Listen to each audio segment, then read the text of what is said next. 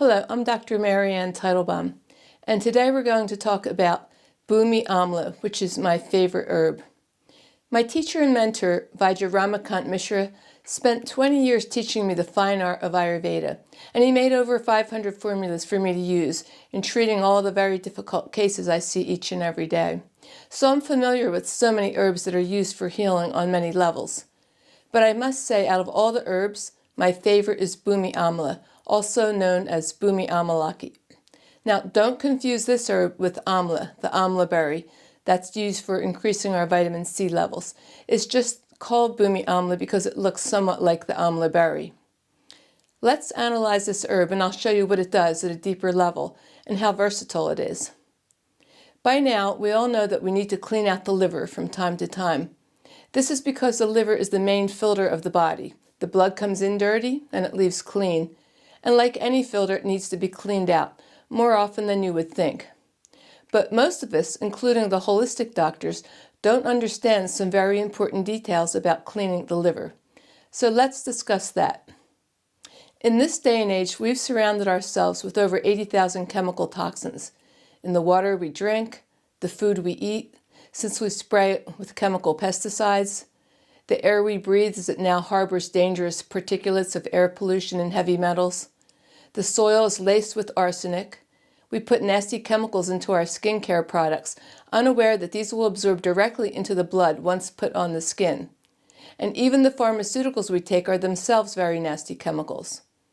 Now, in the ancient times, we didn't have these chemicals, so the liver was less toxic and less stressed as it is nowadays.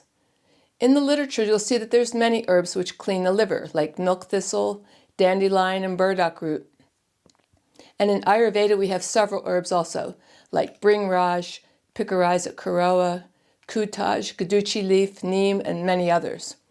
However, people don't do too well on any of these herbs, whether they're the Western or the Ayurvedic herbs. They seem to upset their digestion or give them a rash or headaches. And here's why. Nowadays, the liver is holding on to many chemical toxins, as I just described. These chemical toxins heat up the liver in the same way that the toxins in the air pollution and industry are heating up the planet. On a smaller scale, our liver is now overheating and is hot and angry from such an influx of chemical toxins never seen before in the history of mankind. Any herb that cleans the liver will heat it up. One of the worst is milk thistle, and yet it's one of the most common liver herbs prescribed to patients. But all the liver herbs have that tendency to heat up the liver as they clean it out. And here's the other thing people don't realize.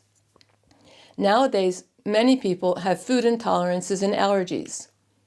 The two underlying causes of the food allergies are coming from the gut microbiome and the liver.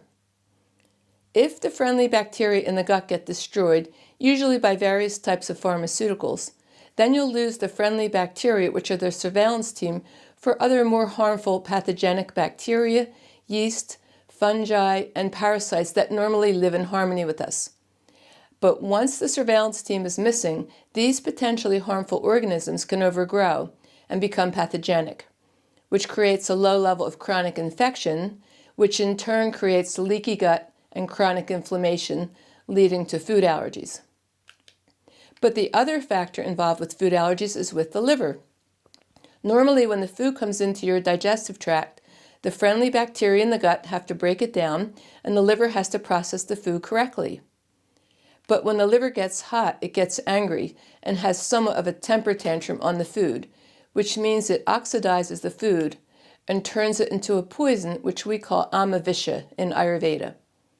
The word visha means poison, so this type of toxin leads the way towards autoimmune diseases, rashes, and cancer due to its hot and inflammatory capabilities. And here's the thing, many people nowadays have rashes, skin conditions, food allergies and sensitivities, autoimmune diseases, and cancer. In all these cases, we can trace the origins of these diseases back to the gut and the liver. So with the gut, we have several ways of rebalancing the gut microbiome. But we have to be extremely careful when it comes to cleaning the liver. So now, what do we do since the liver is already hot and out of control and turning the food into an autoimmune toxin? We just can't give any of the herbs I just mentioned because it will make the condition worse as you further heat up the liver. This is why most people I see aren't getting better with their detox programs. So what do we do then? Well, this is where Bumi Amla comes to the rescue. It's the only herb that can very carefully clean the liver and keep it cool at the same time. And this is a very unusual and important combination. In fact, in the ancient Ayurvedic texts, Bumi Amla was lovingly described in this way. They said that it would take care of the liver like a mother, nurturing and protecting the liver as it cleaned it out. Unlike milk thistle and the other herbs, which wring the toxins out of the liver, agitating it while doing so. Until I found out about Bumi Amla, it was very difficult to help people overcome their food allergies and other diseases, most of which are related to the hot, angry liver. But since learning how to use it about 25 years ago, it made my job much easier and produced a quicker recovery time for most people to regain their health. And the vast majority of the patients I see have such a hot, angry liver that they can't even tolerate the crude herb of Bumi Amla. So in those cases, we have to give the vibrational version, which means that the crude herb of the Bumi Amla is stripped away, and what's left behind is the intelligence only of what that herb does. So when you put a few drops in a liter of water of the vibrational liquid version, it doesn't involve the liver at all. This makes sense because in the same way that the liver is angrily turning all the food into visha, it will automatically do the same thing to the herbs, because herbs have to be digested in the same way that the food does. And the liver will corrupt the Bumi Amla, or any herb for that matter, and turn it into another hot toxin. So the vibrational version gets absorbed into all the gaps in between the cells where all the intelligence lies and where it can begin doing its work. It gets absorbed immediately into the mucosa in the mouth, and the vibration of the herb goes to work as it courses through all the vibrational channels throughout the body, without your liver having to digest the herb. So through the years, as I saw the food allergies going away, the rashes going away, and the autoimmune diseases fading, I was very grateful to have Bumi Amla, my favorite herb, in my arsenal of tools to help people get better. I'm not sure I would have been able to help them had I not had this special training and the use of this amazing herb. Thank you.